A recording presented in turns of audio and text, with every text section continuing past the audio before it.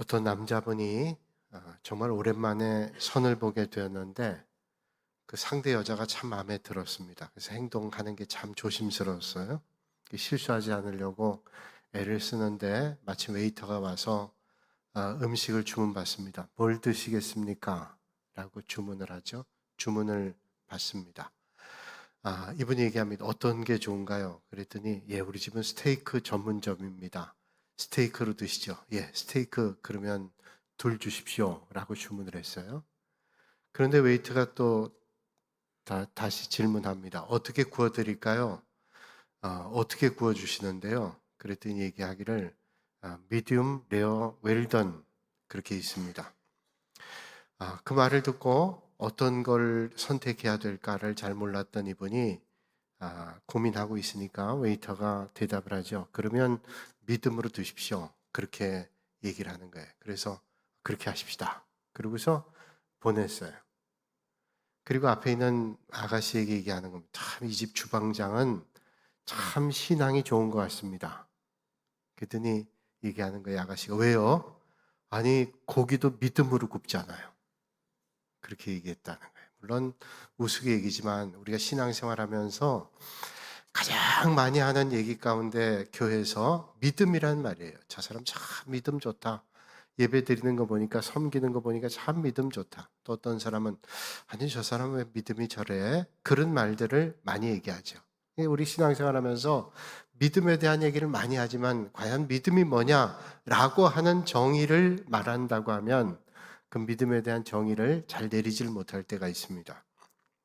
오늘 히브리서 11장의 말씀을 소위 우리가 얘기할 때 히브리서 11장은 믿음의 장이다 그렇게 얘기를 하죠. 그래서 믿음에 대한 정의를 해주고 있는 말씀이 히브리서 11장 말씀입니다.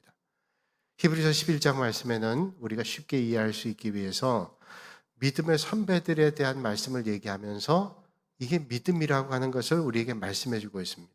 그래서 히브리서 11장을 시작하면서 이렇게 말씀하죠. 믿음은 바라는 것들의 실상이요 보이지 않는 것들의 증거니 그렇게 말씀하고 있습니다. 그러니까 믿음이라고 하는 것은 바라는 것들이 실체로 나타나는 것이고 보이지 않는 것들의 증거다. 그러니까 보이는 것이 아니라는 거예요. 보이지 않는 것을 믿는 것이 믿음이라는 겁니다. 우리가 흔히 봐야 믿겠다 그렇게 얘기를 하죠. 그래서 영어로도 seeing is believing 이렇게 얘기합니다. 보는 것이 믿는 것이다. 봐야 믿지 보지 않고 어떻게 믿어? 라고 얘기하지만 사실 그 보는 것이 전부는 아니죠. 우리 눈에 보이는 게 전부냐? 그렇지 않습니다. 왜곡돼 보이는 것도 얼마든지 있기 때문에 눈에 보이는 게 전부가 아닌 것을 우리는 압니다. 성경이 가르치는 바로는 보는 것이 믿는 것이 아닙니다. 보이지 않지만 믿음으로 보는 것이 진짜 보는 것이라고 말씀해 주고 있습니다. 전통적으로 이런 질문합니다. 닭이 먼저인지 아니면 알이 먼저인지 여러분들 어떻게 생각하세요? 닭이 먼저인지 알이 먼저인지 논쟁하잖아요. 그렇다면 우리 믿음에 대한 것을 한번 얘기한다면 믿음이 먼저일까요? 아니면 우리가 아는 게 먼저일까요? 알아야 믿게 될까요? 믿어야 알게 될까요? 라는 질문을 우리는 해보게 됩니다. 철학자인 데카르트는 말하기를 나는 생각한다, 고로 나는 존재한다 그런 말 하죠. 코지토 에르고 숨이란 말입니다. 내가 생각한다, 나는 존재한다. 그러니까 진리라는 것은 내가 인식함에서 시작된다는 거예요. 진리를 알기 위해서 내가 먼저 알아야 된다는 거죠. 생각해야 된다는 거예요. 생각해야 내가 알게 된다. 존재를 알게 된다는 거예요. 그런데 어거스틴이라고 하는 신학자, 신학 방법론에 그런 얘기를 합니다. 나는 알기 위해서 믿는다. 그러니까 알기 위해서 믿는, 먼저 믿음이 먼저라는 거예요. 내가 진리를 알기 위해서는 먼저 믿는 것이 먼저라는 거죠. 그렇다면 여러분, 우리가 아는 게 먼저일까요? 믿는 게 먼저일까요? 알기 위해서 믿는 게 먼저라는 거다. 라고 말씀할 수 있지 않을까요?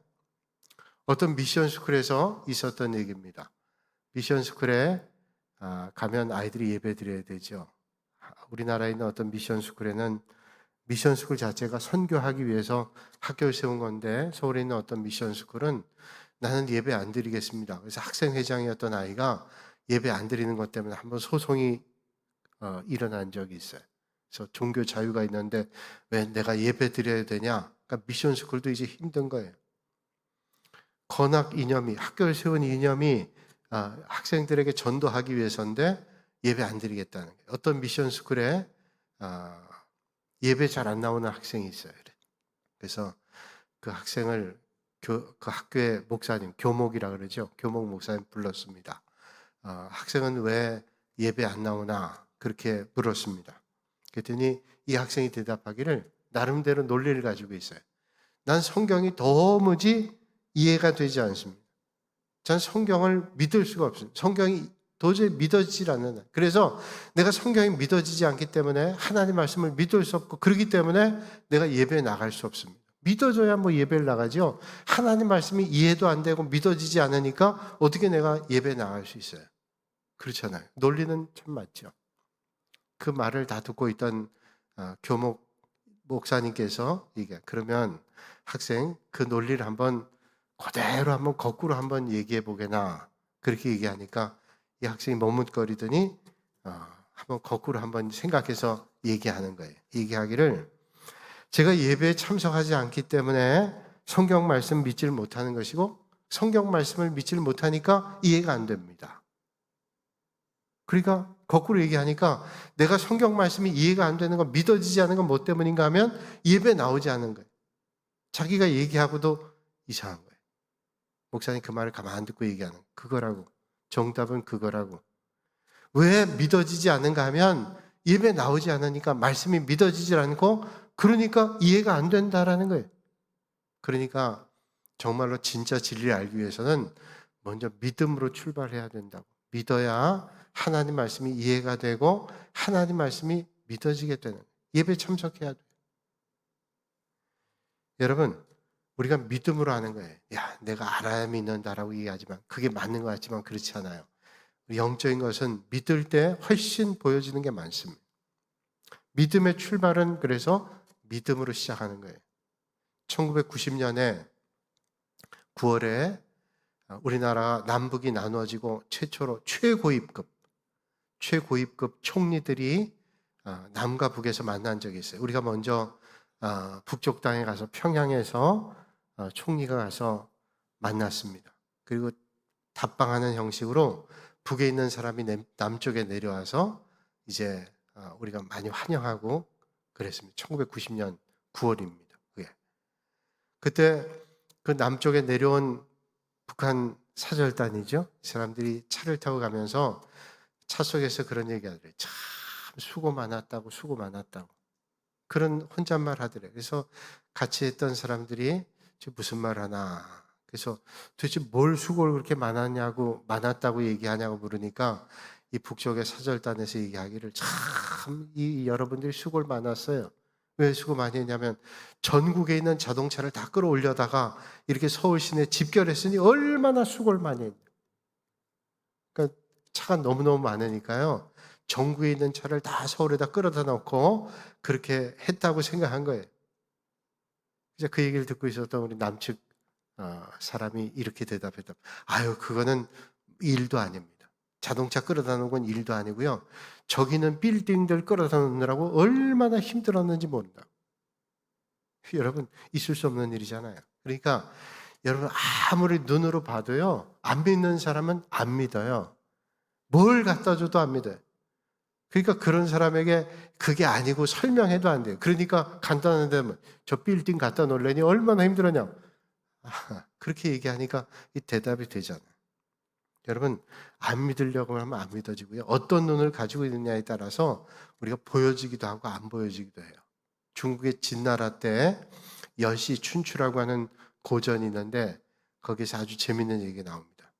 한 남자가 한 나무꾼이 나무를 하죠. 도끼를 가지고 나무를 하는데 집에 와보니까 도끼가 없는 거예요. 그래서 왜 도끼가 없나 찾아봐도 없어요. 근데 마침 이웃집 아이가 지나가는데 가만 보니까 제가 수상스러운 거예요. 우리 집을 기웃거리는 게 그 아이가 수상한 겁니다. 그래가지고 그 아이가 도끼를 훔쳐갔다 이런 생각을 갖게 됐습니다. 그러고 보니까 딱 걔가 도둑놈 같은 거예요. 그래서 저 녀석이 훔쳐갔구나. 내가 한번 잡아야지. 그리고 생각하고 며칠 뒤에 나무를 또 하러 갔는데 그 나무 하는 곳에서 자기가 잃어버린 도끼를 발견을 했습니다. 얼마나 미안하든지요. 자기가 도끼질 하다가 놓고 간 걸 모르고 이웃집 아이를 도둑으로 생각한 거예요. 그리고 집에 내려왔습니다. 나무를 해가지고 집에 내려왔는데 마침 내려오다가 동네 아이를 만났어요. 그 아이를 보니까 너무 미안한 거예요. 그리고 생각이 들기를, 그 생각이 바뀐 눈으로 그 아이를 보니까요, 그 아이가 얼마나 순진하게 보이고 귀엽게 보이는지 도둑같이 전혀 안 보이더래요. 그러면 여러분, 그 아이가 바뀐 건가요? 절대로 그렇지 않습니다. 바뀐 것은 이 사람의 시각이 바뀌었어요. 어떤 시각을 가지느냐? 의심의 눈으로 보면 다 의심스러워요. 믿음의 눈으로 보면 믿음으로 보여지게 돼요. 민수기 13장 25절 이하에 보면 이스라엘 백성들이 가나안 땅을 향해 가다가 이제 정탐할 때가 있죠. 그래서 여호수아 갈렙과 나머지 10족장이 정탐하는 보고의 내용이 전혀 다른 것을 우리는 민수기 13장 이하의 말씀에서 보게 됩니다. 여호수아와 갈렙은 믿음의 눈으로 가나안 땅 바라봤죠. 그 정탐하고 난 다음에 모세와 아론과 이스라엘 백성들에게 여호수아 갈렙이 보고합니다. 우리가 정탐하고 온 땅이 얼마나 아름다운지요. 젖과 꿀이 흐르는 땅입니다. 하나님께서 우리에게 주시라고 약속하신 땅인데 우리가 올라가서 그 땅을 차지하십시다. 이렇게 보고하는 거예요. 여호수아 갈렙 보고해요. 그런데 10족장은 뭐라고 보고를 합니까? 믿음 없는 눈을 가지고 그 땅을 보고하는데 그 땅 거민들은 삼키는 땅입니다. 우리가 거기 갔다 큰일 납니다. 성벽이 높고 견고해서 올라갈 수 없습니다. 그곳에 사는 아낙 사람들은 얼마나 덩치가 큰지요.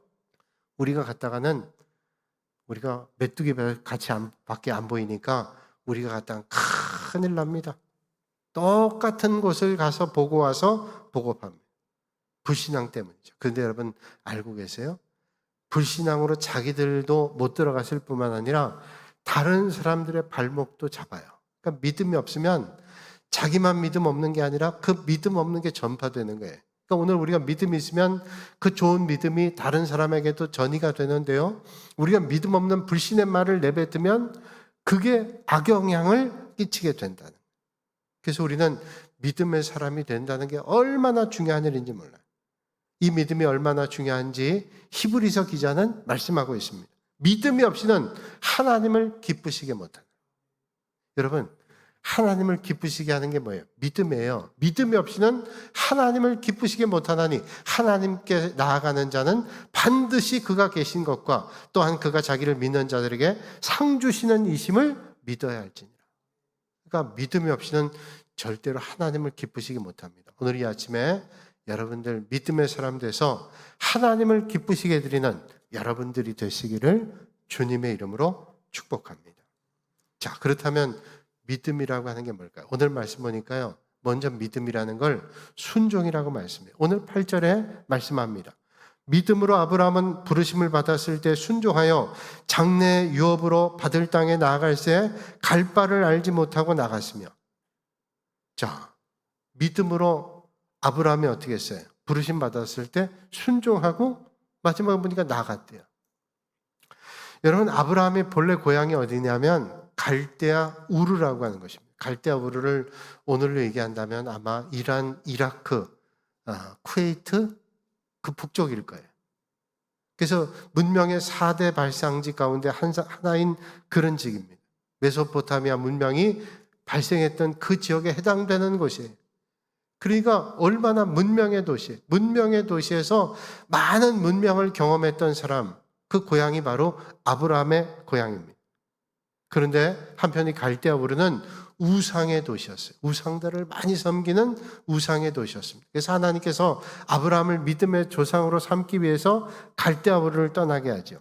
여호수아 24장 2절의 말씀을 보면 이렇게 말씀합니다. 옛적에 너희의 조상들 곧 아브라함의 아버지 나홀의 아버지 데라가 강 저쪽에 거주하여 다른 신들을 섬겼으나, 그러니까 말씀에 밀어보면 아브라함의 아버지였던 데라도 우상을 섬겼던 그런 우상의 도시의 영향을 받았단 말이죠. 나중에 이제 아브라함이 그 아버지 데라와 함께 하란으로 이주하게 되죠. 이런 때 하나님께서 아브라함을 택해서 그곳에 불렀습니다. 너는 너의 고향과 친척과 아버지의 집을 떠나 내가 내게 보여줄 땅으로 가라. 자, 이 말씀을 들었을 때가 아브라함이 몇 살 때인가 하면 75살 때입니다. 여러분 75, 옛날에 물론 많이 살았지만 나이가 사람이 50 넘으면 늙기 시작해요. 많이 늙었어요.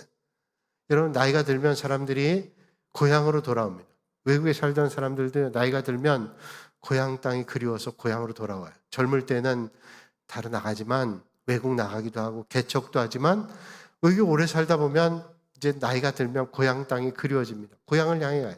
그래서 이제 외국 나갔던 사람들이 다시 돌아오는 일들이 많잖아요. 그런데 아브라함에게 지금 고향 땅을 떠나라고 말씀합니다. 75살입니다. 고향을 찾아가야 될 나이에 하나님께서 내 고향을 떠나라는 거예요. 그때는 여러분 족장 시대였기 때문에 아브라함, 이삭, 야곱, 요셉 이 시대가 족장 시대였기 때문에 그 족속을 떠나면 절대로 안전을 보장받을 수 없는 그런 시대. 그 족속을 떠나라라는 말은 정말로 의지하기 어려운, 말씀 따르기 어려운 거예요. 왜? 아무의 보호도 받기가 어려워요. 아버지, 친척, 본토를 떠나서 내가 내게 지시할 땅, 지시한 땅도 아닙니다. 그런데 거기를 가라고 주님 말씀하는 거예요. 그때 아브라함 뭐라고 대답해요? 하나님, 제가 가긴 어딜 갑니까? 나이가 이렇게 많은데 그렇게 대답하지 않았어요. 아브라함은 그저 주님 말씀하시니까 하나님의 말씀을 붙잡고 나갔어요. 그래서 성경 말씀하죠. 이에 아브라함이 여호와의 말씀을 따라갔고 롯도 그와 함께 갔다고. 창세기 12장 4절에 말씀하고 있습니다. 순종했어요. 아브라함은 어디를 갈 바를 알지 모르고 갔다는. 이런 세상에서 자기가 가야 될 길을 모르고 간다 그러면 어리석다고 생각해요. 세상의 안목으로 보면 아브라함이 참 어리석은 거 아니야? 라고 얘기할 수 있죠. 그런데 아브라함은 갈 바를 모르지만 하나님은 철저하게 믿었어요. 그러니까 믿음으로 갈 바를 모르지만 하나님 말씀 따랐어요.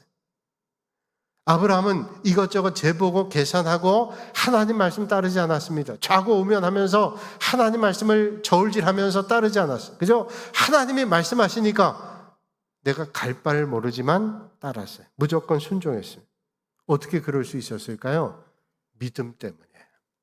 오늘도 하나님을 믿는 믿음으로 하나님을 따르고 순종하는 여러분들이 되시기를 주님의 이름으로 축원합니다.